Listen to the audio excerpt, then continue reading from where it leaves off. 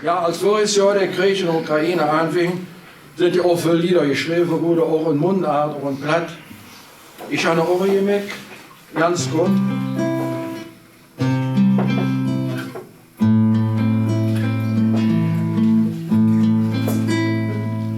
Warum der Krieg mit all dem Lied, das will man nicht verstehen. Wir wollen ohne Hass und Streit de Same dort leben, Jon. Egal ob Russ, Ami, Chines, Ukrainer, Europäer. Es ist nix, was uns wirklich trennt, wenn de Liebe gewinnt.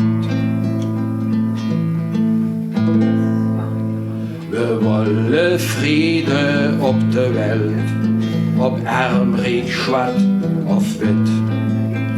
Für alles Platz herem und dünn, ja merkt dat doch net.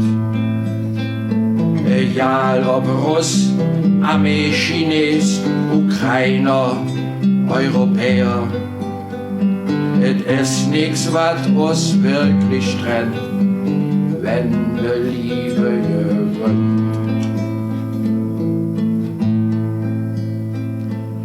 Der Kinger Irene Jotz erbärmlich, hört Putin dort dann nicht. Mit jede Bomb und jede Schütt, dat lebt noch runter wird. Egal ob Russ, Ami, Chines, Ukrainer, Europäer. Es ist nix, was uns wirklich trennt, wenn de Liebe gewinnt.